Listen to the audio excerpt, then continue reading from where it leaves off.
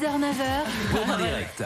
Il est 6h20, nous sommes à Los Angeles avec Yannick Namia, qui est français, qui est installé à Los Angeles depuis 2 ans, qui a créé à Los Angeles une société de médecine préventive qui fait des prises de sang à domicile. C'est un Lyonnais qui vivait à Brest avant son départ pour les États-Unis il y a 2 ans. Et Yannick est avec nous en direct. La dernière fois, je vous ai pris trop peu de temps, Yannick. Là, je vous retrouve. Vous êtes en direct. Bonjour Yannick. Bonjour Jean-Jacques, merci ça marche de me reprendre. Ça marche parfaitement bien. Là, je vous vois, tout est parfait. Alors, que se passe-t-il à Los Angeles?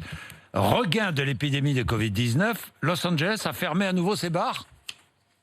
Oui, Los Angeles a refermé ses bars. C'est vrai qu'ils avaient réouvert il y a 2 semaines, déjà avec des capacités qui étaient, on va dire, diminuées de moitié.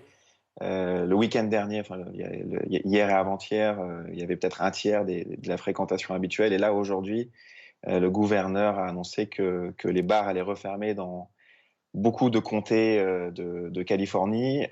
Et surtout, moi, je pense que l'annonce principale, c'est qu'il a annoncé que les plages et la plupart des endroits allaient refermer pour le 4 juillet. Le 4 juillet, c'est la fête nationale aux US. C'est un gros événement. Hein. C'est beaucoup plus gros que le 14 juillet chez nous. Tout le monde se réunit, il y a des fêtes entre amis, en famille. Là, les plages vont être fermées, alors que c'était quand même l'endroit le plus fréquenté de Los Angeles. Donc ça va être une ambiance assez particulière cette année. Oui, comment réagit la population, Yannick?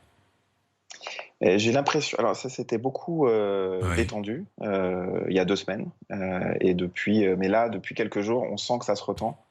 On sent qu'il y a beaucoup plus de gens qui vont se faire tester parce qu'ils ont peur. Les gens portent beaucoup plus le masque dans la rue, dans les salles de sport. Et en général, on a une situation qui se tend, alors sachant qu'elle était déjà tendue, puisque on a enchaîné quasiment jour pour jour. À la fin du déconfinement, on a enchaîné avec les émeutes. Et maintenant, les émeutes sont terminées et on enchaîne avec un nouveau pic de cas. Donc, il y a une ambiance assez bizarre et le moral n'est pas au beau fixe. Hein. Est-ce que, comme en France, on débat sur le manque de masques, ce qu'on a fait en France, sur le manque de tests, sur une forme d'incurie des responsables à la fois gouvernementaux, fédéraux et puis des responsables de l'État? Non, alors, il faut voir qu'aux États-Unis, on écoute pas beaucoup le président Trump, on écoute le gouverneur Newsom, qui fait un peu autorité, qui fait autorité en Californie, c'est le gouverneur, et on écoute aussi beaucoup le maire de Los Angeles, ces deux hommes qui parlent beaucoup, qui sont très respectés, et c'est eux qui donnent les directives, et elles sont écoutées. Et les Américains en général, il faut vous dire aussi, ils sont quand même très respectueux des règles, dans leur grande majorité, évidemment. Après, vous allez voir des gens qui vont manifester pour leur liberté, mais c'est quand même une très faible minorité, ça. Une très faible minorité, oui. Yannick, vous avez créé à Los Angeles une société de médecine préventive qui fait des prises de sang à domicile. J'imagine que vous êtes sollicité dans le cadre de ce Covid-19. Oui, bien sûr. On fait des tests à domicile. Donc, on va envoyer des kits de prélèvement nos clients vont prélever quelques gouttes de sang, nous les renvoyer et on va leur dire s'ils sont en bonne santé et s'ils ont des risques de développer des maladies. Donc on fait des focus sur les défenses immunitaires en ce moment, évidemment. Donc on vend à la fois aux US et dans toute l'Europe. Donc c'est vrai qu'on est pas mal sollicité en ce moment, effectivement. Donc on a un produit qui répond à un besoin actuel, en plus des tests pour le Covid-19 qu'on fait aussi, les tests anticorps.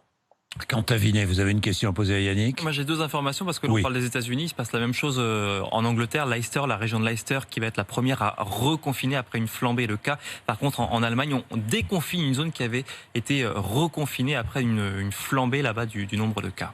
Oui, Yannick, vous aviez été confiné, déconfiné, et vous êtes en grande partie reconfiné.